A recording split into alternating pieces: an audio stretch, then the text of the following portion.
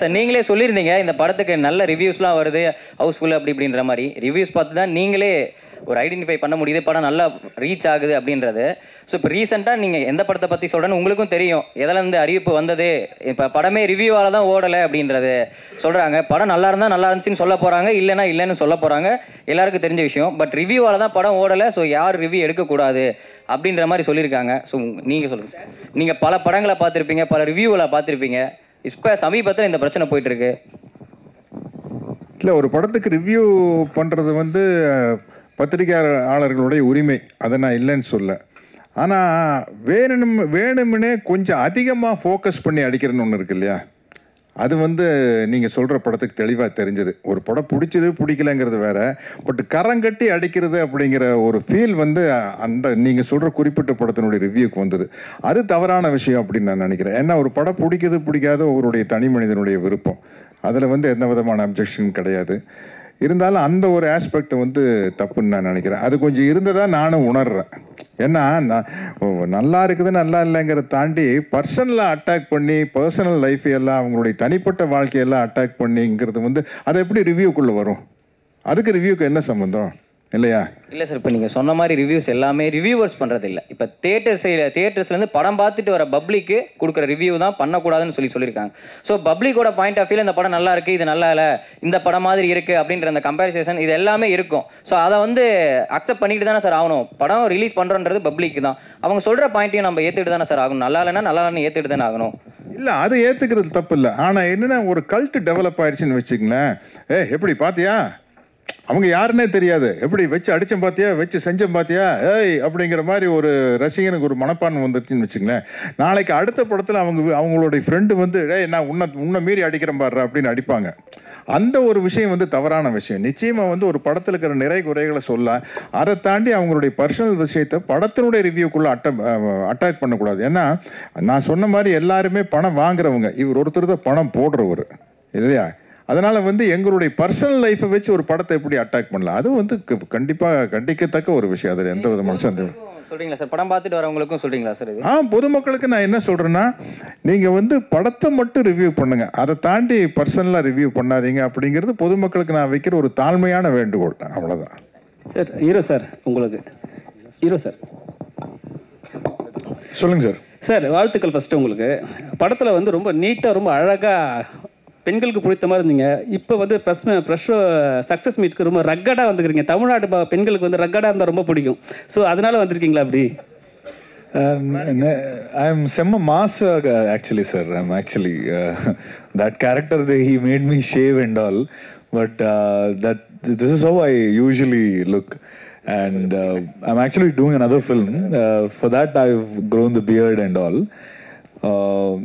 But yeah, I'm glad that you liked me in this look. So I'll try to do more films in this look here.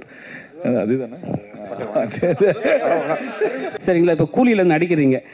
உங்களை select பண்ணும்போது நீங்கள் பார்த்துக்கலாம் அப்படி சொன்னீங்களா, இல்லை வந்து லோகேஷ் கனகராஜுக்கு ஏற்ற மாதிரி பேசுனீங்களா? முதலாவது வந்து இந்த படத்தினுடைய ப்ரெஸ் மீட்டில் அதை பற்றி பேச முடியாது. ஏன்னா இன்றைக்கி எல்லா கம்பெனிலையும் வந்து அக்ரிமெண்ட் இருக்குது. அவங்க அந்த படத்தை பற்றி அந்த படத்தினுடைய ப்ரமோஷனில் தான் பேசணும். ஏன்னா என்ன விஷயம் சொன்னாலும் அது வெளியில் லீக் ஆகிற மாதிரி இருக்கும். நான் வந்து அக்ரிமெண்ட் வேறு வர கார்பரேட் கம்பெனி அக்ரிமெண்ட் வந்து அந்த காலத்தில் ஆனந்தவுடன் இந்த கல்கி தீபாவளி மலர் அளவுக்கு வருது. அது படிச்சும் புரிஞ்சிக்க முடியாது, நான் படிக்கிறதும் இல்லை. அதுக்கு பெரிய ராம்ஜெத் மலானி மாதிரி ஒரு வக்கீலத்தை கூப்பிட்டு வரணும். நான் ஒரு 15-20 பக்கம் அப்படியே சர்சன் பெரட்டுவேன். கரெக்டாக என்னுடைய அந்த பேமெண்ட் போர்ஷன் இருக்கு பாருங்க, அதை மட்டும் பார்ப்பேன். கண்ணில் விளக்கண்ணி ஊற்றிட்டு சரி இது அட்வான்ஸு, இது first schedule, second schedule, third schedule, before dubbing settlement, ஓகேப்பா போடுப்பா கையெழுது அப்படின்னு போடுது. அதனால் அதில் எல்லாம் என்ன எழுதியிருக்குன்னே தெரியல. நீங்கள் இப்போ ஏதாச்சும் என் வாயை பிடிங்க ஏதாச்சும் உடறி கொட்டி நாளைக்கு நம்ம மேலே கேஸ் போடுற மாதிரி ஆகிடக்கூடாது இல்லை. அதனால் அந்த படத்தினுடைய ப்ரமோஷனில் பேசிக்குவோம். அதேதான் அது இல்லை, பொதுவாகவே அப்படி அக்ரிமெண்ட் அந்த படத்தினுடைய அக்ரிமெண்ட் அவங்க தான் எல்லாமே ரிலீஸ் பண்ணோம். இப்போ அந்த படத்தில் வந்து என்ன கெட்டப் அப்படிங்கிறது அவங்களே ரிலீஸ் பண்ணிட்டாங்க. என் பேர் வந்து ராஜசேகர்னு போட்டு ரிலீஸ் பண்ணிட்டாங்க. அதனால் அதை பற்றி பேசல, மற்ற விஷயங்கள் வந்து பேசக்கூடாது அப்படிங்கிறது தான். நீங்கள் வந்து இந்த லோலா எல்லாம் பயங்கரமாக பண்ணுவீங்க. இந்த மாதிரி படத்தில் ஒரு டான், நீங்கள் பாபான்ற பேரில் ஒரு டானாக இருக்கீங்க. ஷேர் மார்க்கெட்டில் ரேஸ்லாம் போட்டு நமக்கு ஒரு 2 ஜோடி எதுவும் இல்லையா அப்படின்ற ஃபீலிங் எதுவும் இல்லையா சார்? டைரக்டர் அதை பற்றி எதுவும் கேட்கலையா? இருக்காதா பின்ன? டைரக்டர்கிட்ட பதிவு பண்ணுங்க சார். சார் அடுத்த படத்தில் சார் பார்ட் 2ல கொஞ்சம் சார் பாருங்க சார், ப்ரெஸ்லேயே கேட்குறாங்க சார் எனக்கு ஜோடி இல்லைன்னு அவங்க வருத்தப்படுறாங்க இல்லையா.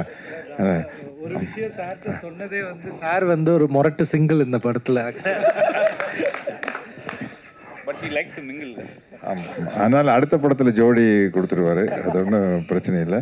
எனக்கு இந்த மாதிரி யங் டீம் கூட ஒர்க் பண்ணல ரொம்ப எனக்கு இந்த படம் சூப்பராக ஜெயிக்குன்னு எப்போ முடிவு செஞ்சேன்னா, இந்த ஹைடெக் கிரைம் என்கிட்ட சொன்னார் ஈஸ்வர் சொன்னப்போ எனக்கு சுத்தமாக ஒன்றுமே புரியல. அப்போவே நினச்சி இந்த படம் ஜெயிச்சிரு அப்படின்னு. ஏன்னா யங்ஸ்டர்ஸ் கனெக்ட் பண்ணிக்குவான்னு தெரியுதுல்ல, இது வந்து அவங்களுக்கு கனெக்ட் ஆயிரும் அப்படிங்கிறது தெரியுது. எனக்கு பொதுவாகவே என் வயசில் இருக்கிறவங்க எந்த அளவுக்கு டெக்கியாக இருக்கிறாங்களோ அதில் நான் ரொம்ப ஒரு 10% தான். எனக்கு இந்த விஷயங்கள் எதுவுமே தெரியாது. நான் ட்விட்டர் இல்லை, இன்ஸ்டாகிராம் இல்லை, ஃபேஸ்புக் இல்லை, பாலா சார் இல்லை சார் உங்கள் இதுலையெல்லாம் போட்டு விடுங்க சார் அப்படிவாங்க. சார் நான் எதுலேயுமே இல்லை சார். எனக்கு 47 வருஷமாக போனோம். டோப்பாவை தூக்கி தலையில் வைக்க வேண்டியது, ஷார்ட் கேமரா, ஆக்ஷன், கட் அப்படின்னா வந்து நான் உட்காந்துட்டு வெட்டி அரட்டை அடிக்கிறது. இந்த படத்தினுடைய மேன்மைக்காக எல்லாம் பாடுபடுறதில்ல. வெட்டி அரட்டை, ஊர்வாயா உலக வாயெல்லாம் பேசி யார் நம்ம எல்லாம் கவுண்டமணி என்ன மணிவண்ணன் சார் கூட வளர்ந்தவங்க தானே. அதனால் இதெல்லாம் பேசி சிரிச்சுட்டு பேக்கப்னோன்னா டோப்பா கழட்டி வீசிட்டு கிளம்ப வேண்டியதான். இப்படி தான் வாழ்க்கையை ஓடிட்டு இருக்குது. என்கிட்ட கேட்பாங்க, சார் அந்த பாகுபலியில் எப்படி சார் கஷ்டப்பட்டு நடிச்சிங்களா அப்படின்னு. ஒன்றுமே இல்லை சார், நடிகன் படத்தில் எப்படி நடிச்சினோ அதே மாதிரி தான் எல்லா படத்துலையும் ஜாலியாக தான் நடிச்சிருக்கேன், ஒன்றும் கிடையாது அப்படின்னு சொல்லுவேன். அதனால் சரி எங்கேயோ விட்டு போட்டு எங்கேயோ இந்த வயசாயிருச்சுனால கேட்ட கேள்விக்கு ஏதாவது சம்மந்தம் இருக்குதா நான் பேசுகிறது இருக்குதா? சரி சரி சரி. இப்போ நமக்கு தேவை வந்து அடுத்த படத்தில் எனக்கு 2-3 ஹீரோயின். ஓகே சார் அப்படியே டேரக்டர் சார் சொல்கிறோம். சார் டேரக்டர் சார், இந்த படத்தில் இவ்வளோ காஸ்டிங் மெயினாக சத்யராஜ் சார் அந்த கேரக்டர், இவங்க 2 பேரோட உழைப்பு, அந்த ஹீரோயின்ஸ் எல்லாருமே, அதுக்கு மேலே டயலாக்ஸு, ஒரு டயலாக்கும் பாட்டு வரியில் கூட நமக்கு வேணுங்கிற நினைக்கிற பணத்தை எதிரில் இருக்கிறவன் மறுக்க முடியாத இடத்துல வச்சு கேட்கணும். அது மாதிரி பணங்கிறது ஒருத்தன் கையில் இருக்காது. நான் என்ன இயேசு கிறிஸ்துவா வெள்ளிக்கிழமை ஏஞ்சி வர்றதுக்கு இந்த மாதிரி டயலாக்லாம் பார்த்தீங்கன்னா தேட்டரில் ப்ரெஸ் ஷோலேயே கிளாப்ஸாக இருந்தது. இந்த டயலாக்லாம் எப்படி நீங்கள் மட்டுமே யோசிச்சு பண்ணீங்களா இல்லை?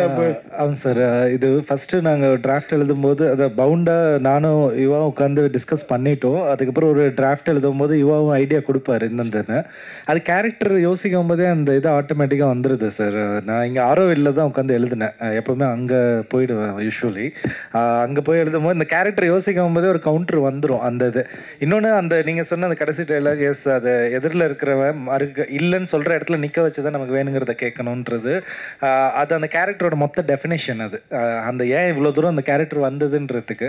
ஸோ டைலாக்ஸ் அஃப்கோர்ஸ் அதெல்லாம் டிஸ்கஸ் பண்ணி தான் பண்ணுவோம். அது அவுட் ஆஃப் தி கேரக்டரே சில இது டப்புன்னு அதுவே வரும், சில இடத்துல அது ஒர்க் அவுட் ஆகிடும் சார். அதே மாதிரி முன்னாடிலாம் பணம், இப்போ நீங்கள் வந்து ஷேர் மார்க்கெட், குதிரை ரேஸ் எல்லாமே காமிச்சிருந்தீங்க, லாட்ரி மணி டாண்டிங். இது வந்து லக்கி பாஸ்கர்லையும் சமீபத்தில் ரிலீஸ் ஆன அந்த படத்துலேயும் இருந்தது. ஆனால் இதை நீங்கள் வேறு மாதிரி காமிச்சிருந்தீங்க. அந்த படமும் ஹிட்டு, உங்கள் படமும் அதை விட பெரிய ஹிட்டு. இது வந்து ஏற்கனவே எதிர்பார்த்ததா? அப்புறம் என்னுடைய கேள்வி என்னன்னா, இந்த பேங்க்கு பரிவர்த்தனை இந்த மாதிரி இதில் நம்ம பேங்க் போனோம்னா ஒரு 100 ரூபா நம்ம காசு எடுக்கிறதுக்கு 1000 கையெழுத்து போட சொல்லுவாங்க. அந்த மாதிரி ஏதாவது பாதிக்கப்பட்டு இந்த மேட்டரை வந்து பேங்க் உள்ளார இருக்கிறவங்க என்னெல்லாம் பண்ணுறாங்கிற மாதிரி வச்சிங்களா? ஏன்னா ரொம்ப நேச்சராக இருந்தது. வாழ்த்துக்கள். Thank you sir, thank you.